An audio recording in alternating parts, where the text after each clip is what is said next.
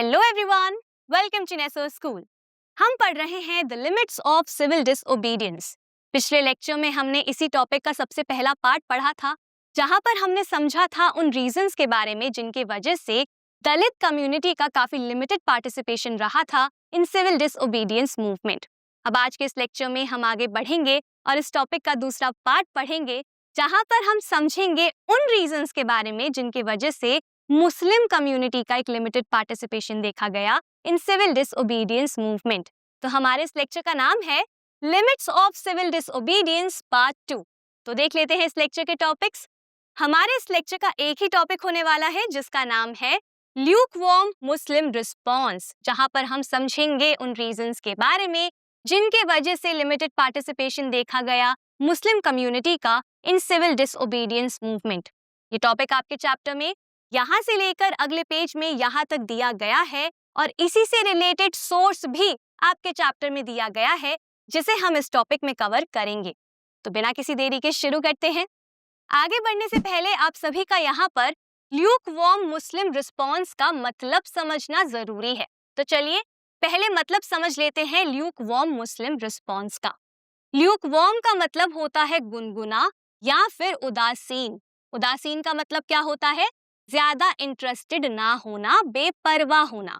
वहीं पर गुनगुना का मतलब क्या होता है? ना तो ज्यादा गर्म ना ही ज्यादा ठंडा, मतलब कि मिडिल। तो इसी तरीके का एक रिएक्शन था, रिस्पॉन्स था मुस्लिम कम्युनिटी का टुवर्ड्स सिविल डिसओबीडियंस मूवमेंट। ना तो वो बहुत स्ट्रांगली सपोर्ट कर रहे थे इस मूवमेंट को, ना ही वो स्ट्रांगली अपोज कर रहे थे सिविल डिसओबीडियंस मूवमेंट को। वो इंटरेस्टेड ही नहीं थे। इसीलिए उनके रिस्पॉन्स को, रिएक्शन को, पार्टिसिपेशन को क्या बोला गया है? ल्यूकवार्म बोला गया है। अब मैं उम्मीद करती हूँ आप सभी को ल्यूकवार्म मुस्लिम रिस्पॉन्स का मतलब समझ में आ गया होगा। तो चलिए आगे बढ़ते हैं और उन रीजंस को समझ लेते हैं जिनके वजह से मुस्लिम्स का पार्टिसिपेशन लिमिटेड रहा इन सिविल डिसओबीडियंस मूवमेंट। जैसा कि मैंने आप सभी को बताया, हमारे देश की कुछ मुस्लिम पॉलिटिकल ऑर्गेनाइजेशंस ऐसी थी, कुछ मुस्लिम लोग ऐसे थे जो कि सिविल डिसोबीडियंस मूवमेंट में ज्यादा पार्टिसिपेट नहीं कर रहे थे और एक ल्यूकवार्म रिस्पॉन्स दे रहे थे टू दिस मूवमेंट। लेकिन ऐसा क्यों? चलिए सबसे पहला रीजन समझ लेते हैं। हम सभी ने पढ़ा था कि किस तरीके से 1921 में हमारे देश के अंदर नॉन कोऑपरेशन खिलाफत मूवमेंट को शुरू किया गया था। हमने इस मूवमेंट के बारे में अच्छे से पढ़ा है। हम ये जानते हैं कि महात्मा गांधी ने इस मूवमेंट को शुरू किया था हिंदूज और मुस्लिम्स को यूनाइट करने के लिए। इसीलिए उन्होंने क्या किया था? नॉन कोऑपरेशन मूवमेंट के साथ खिलाफत इशू को जोड़ दिया था और जनवरी 1921 में इस मूवमेंट को शुरू किया था। लेकिन फिर जब इस मूवमेंट को रोका गया था और इस मूवमेंट का एक डिक्लाइन आ गया था, तो उसके बाद हमारे देश के जो मुस्लिम्स थे वो अपने आप को एलियनेटेड महसूस कर रहे थे फ्रॉम दी कांग्रेस। मतलब कि जब ये मूवमेंट रुक गया था, इस मूवमेंट को रोक दिया गया था, तो उसके बाद हमारे देश के जो मुस्लिम्स थे उनको ये लग रहा था कि कांग्रेस से वो दूर हो चुके हैं। एलियनेटेड का मतलब क्या होता है? दूर हो जाना या फिर पराया फील करना। ठीक है, तो यहाँ पर जो मुस्लिम्स थे, जो लार्ज सेक्शन ऑफ मुस्लिम्स थे हमारे देश के, उन्हें लग रहा था कि वो कांग्रेस से दूर हो रहे हैं और कहीं ना कहीं कांग्रेस पार्टी उनको साइडलाइन कर रही है, उनको कहीं ना कहीं पराया महसूस करवा रही है। और ऐसा क्यों? ऐसा इसीलिए क्योंकि मिड 1920s में कांग्रेस पार्टी, कांग्रेस के लीडर्स काफी ज्यादा एसोसिएट हो रहे थे, मतलब कि जुड़ रहे थे openly Hindu religious nationalist groups के साथ, जैसे कि हिंदू महासभा।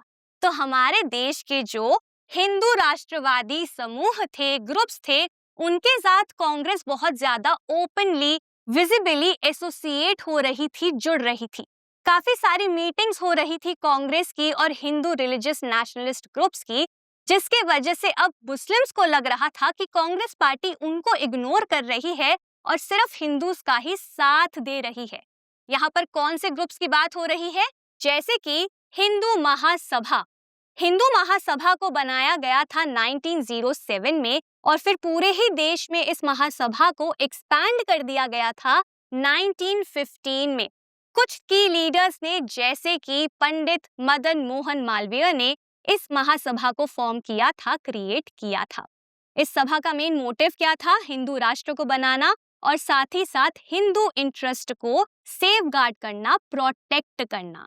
ठीक है, तो ऐसी महासभा के साथ जो कि सेपरेट इलेक्टोरेट के भी खिलाफ थी, जब कांग्रेस पार्टी ज्यादा एसोसिएट होने लग गई तो उस बात से मुस्लिम्स को काफी ज्यादा प्रॉब्लम हुई। इसीलिए उन्हें ये लगा कि हम कांग्रेस से दूर हो चुके हैं या फिर कांग्रेस हमें पराया महसूस करवा रही है, और यही सबसे पहला रीजन बन गया जिसके वजह से एक ल्यूक वार्म पार्टिसिपेशन देखा गया मुस्लिम कम्युनिटी का इन सिविल डिसओबीडियंस मूवमेंट। इसके बाद दूसरा रीजन क्या था? हमारे देश में कई सारी सिटीज में हिंदूज और मुस्लिम्स के बीच में काफी ज्यादा कम्यूनल क्लैशेस हो रहे थे, रायट्स हो रहे थे। कम्यूनल क्लैशेस का मतलब क्या होता है? जब कम्युनिटीज के बीच में झगड़ा हो जाता है, हिंसक झगड़ा हो जाता है। और रायट्स का मतलब क्या होता है? दंगे। तो हमारे देश के कई हिस्सों में हिंदू मुस्लिम कम्यूनल क्लैशेस की शुरुआत हो चुकी थी, रायट्स की शुरुआत हो चुकी थी। तो हिंदूज और मुस्लिम्स के बीच के जो रिलेशंस थे वो काफी ज्यादा खराब होते जा रहे थे, वर्सेंड होते जा रहे थे। और ऐसा क्यों हो रहा था इतना ज्यादा अचानक से? क्योंकि हमारे देश में दोनों ही कम्युनिटीज रिलीजियस प्रोसेशंस को ऑर्गेनाइज कर रही थी विद मिलिटेंट फर्वर। अब यहाँ पर रिलीजियस प्रोसेशंस का मतलब क्या होता है? प्रोसेशंस का मतलब होता है जुलूस। ठीक है, तो हमारे देश में दोनों ही कम्युनिटीज के लोग धार्मिक जुलूस को निकाल रहे थे, प्रोसेशंस को निकाल रहे थे, लेकिन इन प्रोसेशंस में श्रद्धा की भावना नहीं थी। इन प्रोसेशंस में देखा गया मिलिटेंट फर्वर को। मिलिटेंट का मतलब होता है आक्रामक, अग्रेसिव। ठीक है, वहीं पर फर्वर का मतलब होता है जोश या फिर उत्साह।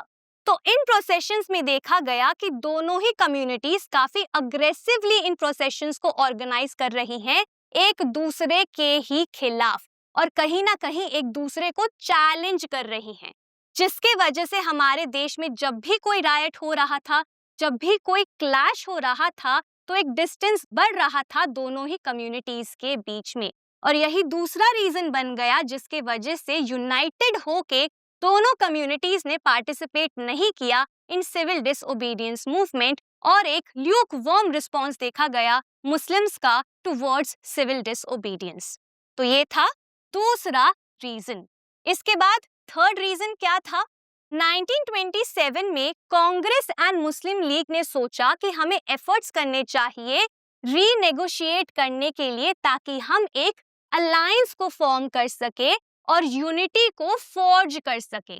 फॉर्ज्ड का मतलब क्या होता है? बनाना या फिर क्रिएट करना। ठीक है, तो 1927 में कांग्रेस पार्टी और मुस्लिम लीग पार्टी दोनों ही सोचती हैं कि हमें एफर्ट्स करने चाहिए, हमें रीनेगोशिएट करना चाहिए, मतलब कि बातचीत करनी चाहिए, अग्रीमेंट करना चाहिए और एक अलायंस को, एक ग्रुप को फॉर्म करना चाहिए। ऐसा क्यों? सबसे पहला रीजन ये था क्योंकि हमारे देश में हिंदूज और मुस्लिम्स की यूनिटी अब बिखर चुकी थी, स्पेशली नॉन कोऑपरेशन मूवमेंट के रुकने के बाद और क्लैशेस के बढ़ने के बाद। इसीलिए यहाँ पर यूनिटी को फॉर्म करने के लिए, क्रिएट करने के लिए दोनों ही पार्टीज ने सोचा कि हमें एक अलायंस को फॉर्म कर लेना चाहिए। दूसरा रीजन यहाँ पर यह था कि 1927 में ब्रिटिशर्स इंडिया के लिए कॉन्स्टिट्यूशनल रिफॉर्म्स को लेकर आ रहे थे, चेंजेस को लेकर आ रहे थे। तो वहां पर अपनी पोजीशन को स्ट्रॉन्ग बनाने के लिए और ब्रिटिशर्स के ऊपर दबाव डालने के लिए दोनों ही पार्टीज ने सोचा कि हमें यूनाइट हो जाना चाहिए, एकजुट हो जाना चाहिए। इसीलिए 1927 में दोनों ने ही कोशिशें करी कि हम एक अलायंस फॉर्म कर लेते हैं। लेकिन यहाँ पर एक प्रॉब्लम थी। वो प्रॉब्लम क्या थी? कि जो क्वेश्चन था रिप्रेजेंटेशन का, उसके ऊपर काफी ज्यादा डिफरेंसेस देखे जा रहे थे कांग्रेस और मुस्लिम लीग के बीच में। अब आप सब सोचेंगे कि मैम यहाँ पर कौन से रिप्रेजेंटेशन की क्वेश्चन की बात की जा रही है। जैसा कि मैंने आप सभी को बताया, 1927 में ब्रिटिशर्स हमारे देश में कॉन्स्टिट्यूशनल रिफॉर्म्स को लेकर आने वाले थे। तो उन्हीं कॉन्स्टिट्यूशनल रिफॉर्म्स में ये बोला गया था कि फ्यूचर में इंडिया के लिए, प्रोविंसेस के लिए और सेंट्रल लेवल के लिए असेंबलीज को क्रिएट किया जाएगा, फॉर्म किया जाएगा और उन असेंबलीज में इलेक्शंस को कंडक्ट करवाया जाएगा। ठीक है, तो यहाँ पर कितनी रिप्रेजेंटेशन मुस्लिम कम्युनिटी को मिलेगी, उस बात को लेकर काफी ज्यादा डिफरेंसेस पैदा हो रहे थे कांग्रेस और मुस्लिम लीग के बीच में। अब 1909 में एक सेपरेट इलेक्टोरेट को फॉर्म किया गया था मुस्लिम कम्युनिटी के लिए, ताकि मुस्लिम्स ही अपने लीडर्स को चूज कर सकें। लेकिन यहाँ पर हम फ्यूचर असेंबलीज की बात कर रहे थे, तो यहाँ पर ये दोनों पार्टीज इस बात के लिए अग्रीमेंट करना चाहती थी कि फ्यूचर में जो असेंबलीज होंगी उनमें किस तरीके का रिप्रेजेंटेशन दिया जाएगा मुस्लिम कम्युनिटी को। और इसी बात को लेकर काफी ज्यादा डिफरेंसेस थे दोनों ही पार्टीज के बीच में। अब ये डिफरेंसेस क्यों थे, चलिए ये समझ लेते हैं। जो मुस्लिम लीग थी उनके एक प्रोमिनेंट लीडर जिनका नाम क्या था, मोहम्मद अली जिन्ना। तो जो मोहम्मद अली जिन्ना थे, जो कि लीडर थे मुस्लिम लीग के, वो ये कह रहे थे कि हम अपने सेपरेट इलेक्टोरेट की डिमांड को गिव अप कर देंगे, छोड़ देंगे, अगर हमारी दो कंडीशंस को पूरा कर दिया जाएगा। कौन कौन सी कंडीशंस को? सबसे पहले तो कि मुस्लिम्स को अश्योर किया जाएगा, ये गारंटी दी जाएगी कि सेंट्रल असेंबली में कुछ सीट्स को रिजर्व किया जाएगा मुस्लिम्स के लिए। सेंट्रल असेंबली का मतलब क्या हुआ? पूरे देश के लिए जिस असेंबली को क्रिएट किया जाने वाला था, उसमें यहाँ पर मुस्लिम्स कह रहे थे कि हमें सीट्स चाहिए, रिजर्व्ड सीट्स चाहिए। ये क्या थी सबसे पहली कंडीशन। दूसरी कंडीशन क्या थी कि रिप्रेजेंटेशन मिलना चाहिए मुस्लिम्स को उनकी पॉपुलेशन के ही according in the Muslim dominated provinces like Bengal and Punjab. तो बंगाल और पंजाब में मुस्लिम्स का डोमिनेशन था, मुस्लिम्स मेजॉरिटी में थे। तो यहाँ पर ये लीडर्स कहते हैं, जिन्ना कहते हैं कि बंगाल और पंजाब जैसे प्रोविंसेस में जहाँ पर हमारा डोमिनेशन है, हमारी मेजॉरिटी है, ऐसे प्रोविंसेस में पॉपुलेशन के अकॉर्डिंग ही रिप्रेजेंटेशन मिलना चाहिए। मतलब जितनी हमारी पॉपुलेशन हो उतनी ही हमें सीट्स मिले, उतनी ही हमें रिप्रेजेंटेशन मिले। तो यहाँ पर ये दोनों ही डिमांड्स मोहम्मद अली जिन्ना सामने रखते हैं मुस्लिम लीग के तरफ से, और कहते हैं कि अगर इन दोनों डिमांड्स को पूरा कर दिया जाता है तो हम अपनी सेपरेट इलेक्टोरेट के डिमांड को गिव अप कर देंगे। तो इसी बात को लेकर काफी ज्यादा डिफरेंसेस चल रहे थे कांग्रेस और मुस्लिम लीग के बीच में। लेकिन यहाँ पर एक होप थी कि शायद नेगोशिएशंस हो जाती, शायद इन दोनों के बीच में कोई एग्रीमेंट हो जाता। लेकिन ये सभी होप्स रिजॉल्विंग की, मतलब कि इशू को सॉल्व करने की जितनी भी होप्स थी वो सभी खत्म हो जाती है। कब? 1928 में। क्योंकि 1928 में ऑल पार्टीज कॉन्फ्रेंस को ऑर्गेनाइज किया जाता है। मतलब हमारे देश की जो भी मेजर पार्टीज थी, जो भी ऑर्गेनाइजेशंस थी, उनकी एक कॉन्फ्रेंस को यहाँ पर ऑर्गेनाइज किया जाता है और उस कॉन्फ्रेंस में इसी इशू को प्रेजेंट किया जाता है सबके सामने। और यहाँ पर जो हिंदू महासभा के मेंबर थे M.R. जयकर, वो काफी ज्यादा स्ट्रांगली इस इशू को अपोज करते हैं, इस बात को अपोज करते हैं। तो यहाँ पर क्या होता है, हिंदू महासभा के जो मेंबर्स होते हैं, स्पेशली M.R. जयकर, वो इस इशू को, इस एफर्ट को काफी ज्यादा अपोज करते हैं, इसके विरोध में आवाज उठाते हैं। वो कहते हैं कि कोई भी कॉम्प्रोमाइज नहीं होना चाहिए, मतलब कि इन कंडीशंस को हमें नहीं मानना है और सेपरेट इलेक्टोरेट को भी हमें नहीं मानना है। तो इस तरीके से यहाँ पर कई सारे लीडर्स, कई सारे मेंबर्स अपोज करते हैं इस इशू को, जिसके वजह से नेगोशिएशंस नहीं हो पाती हैं कांग्रेस और मुस्लिम लीग के बीच में।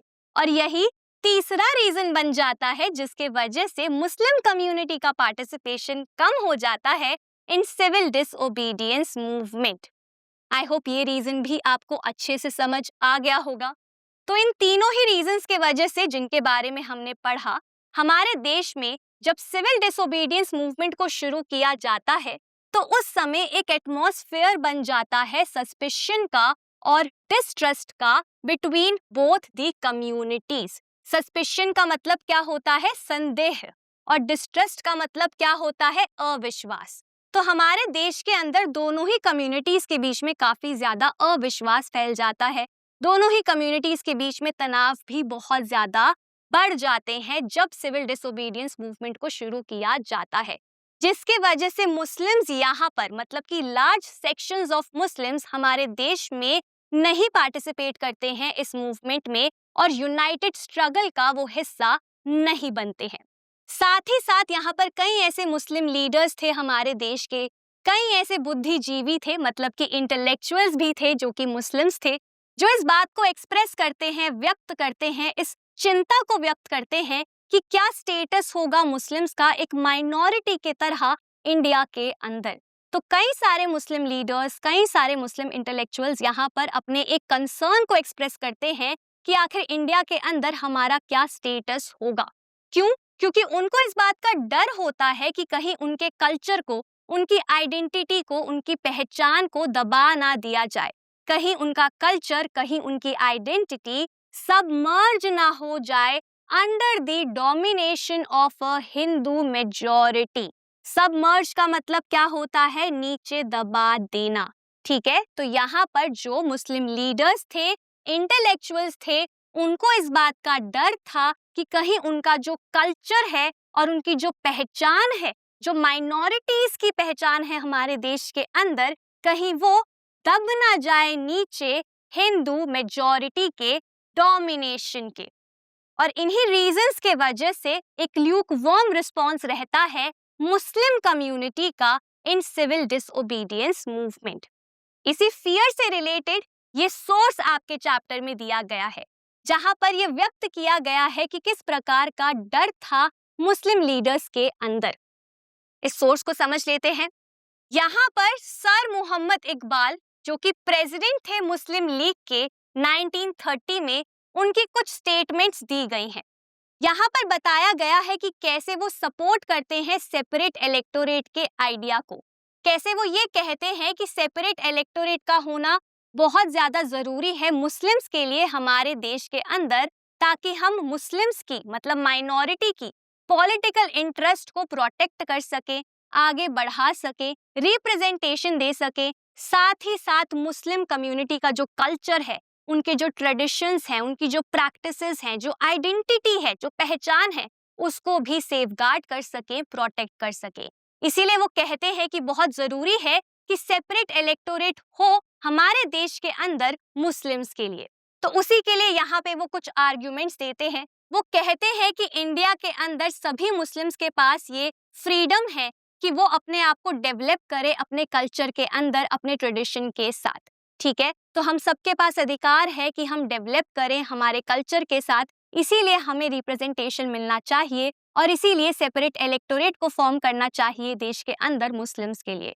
तो इस प्रकार की बातें यहाँ पर वो कहते हैं। वो ये भी कहते हैं कि हिंदूज को लगता है कि सेपरेट इलेक्टोरेट हमारे देश के खिलाफ है, नेशनलिज्म के आइडिया के खिलाफ है, लेकिन ऐसा नहीं है क्योंकि हम माइनॉरिटी हैं। हमारा जो पॉपुलेशन है देश के अंदर बहुत ज्यादा कम है, जिसके वजह से हमारे अंदर काफी ज्यादा डर है और इसीलिए हमें एक रिप्रेजेंटेशन चाहिए, प्रोटेक्शन चाहिए देश के अंदर, जो हमें सेपरेट इलेक्टोरेट के थ्रू ही मिल सकती है। क्योंकि जब हम अपने खुद के लीडर्स को चूज करेंगे तो वो हमें रिप्रेजेंटेशन देंगे। तो इसी वजह से यहाँ पर वो सपोर्ट करते हैं सेपरेट इलेक्टोरेट के आइडिया को और इनका जो आर्ग्यूमेंट होता है वो एक जस्टिफिकेशन बन जाता है पाकिस्तान के फॉर्मेशन का आने वाले सालों में। ठीक है, यहाँ पर ये भी कहते हैं कि सेपरेट इलेक्टोरेट के साथ साथ अगर देश के अंदर मतलब कि इंडिया के अंदर मुस्लिम इंडिया को भी अगर फॉर्म कर दिया जाए तो वो भी जस्टिफाइड है, वो भी सही है। तो यहाँ पर हमने समझ लिया है इस सोर्स को भी और उन रीजंस को भी जिसके वजह से ल्यूकवार्म रिस्पॉन्स रहा मुस्लिम कम्युनिटी का टुवर्ड्स सिविल डिसओबीडियंस मूवमेंट।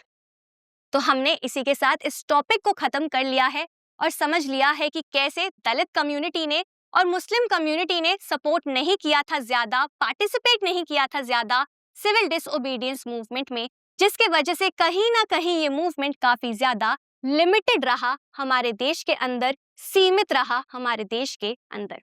तो यहाँ पर हमारा आज का ये टॉपिक जिसका नाम था ल्यूकवार्म मुस्लिम रिस्पॉन्स यहीं पर खत्म होता है। मैं उम्मीद करती हूँ ये टॉपिक आपको अच्छे से समझ आ गया होगा, क्लियर हो गया होगा। तो आज के लिए बस इतना ही। अब मैं मिलूंगी आपसे अगले लेक्चर में एक नए और इंटरेस्टिंग टॉपिक के साथ। Thank you.